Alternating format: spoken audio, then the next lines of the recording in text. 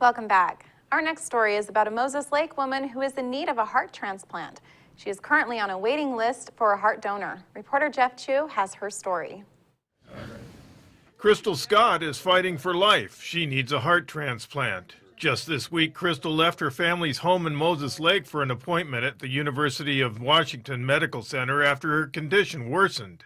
She is expected to receive heart medication at the Seattle hospital until a heart donor is found. She suffers from cardiomyopathy, a condition where the heart muscle is abnormal.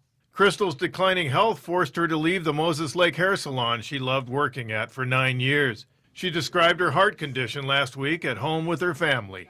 March 25th, I went over for a routine visit, and we knew that my heart was getting worse gradually. And when I went on March 25th, the doctor informed me that one of the test results revealed that I only had 9% of my left ventricle capacity left.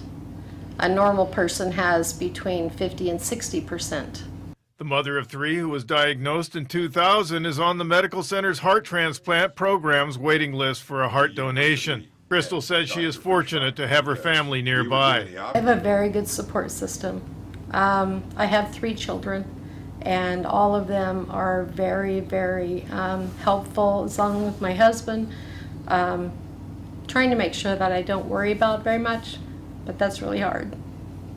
The family has gone to a crowdfunding site, GoFundMe.com, to ask for donations up to $65,000 to support Crystal after her heart transplant. Her doctor requires that she stay close to the university hospital for 3 months after the surgery for exams and recovery time.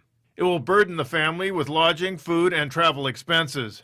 Her daughter Kayla will stay with her for most of the recovery period. Crystal's husband, Larry Scott, praised family friends in the community for their support so far. Larry described how Crystal's condition has affected the family.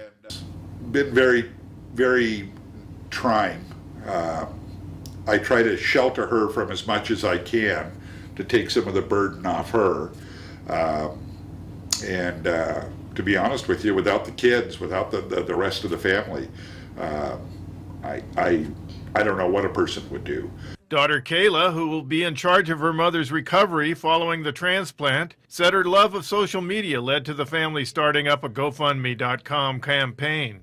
Other GoFundMe accounts set up, I've never personally looked into doing one before until we got the word that the transplant was actually happening. Crystal said being left and waiting for a heart donation has been the hardest part. The great part is knowing that eventually, having a heart will make me better. I just pray every day that the chance will come before I get too sick. I'm Jeff Chu for iFIBER 1 News. We'll be right back.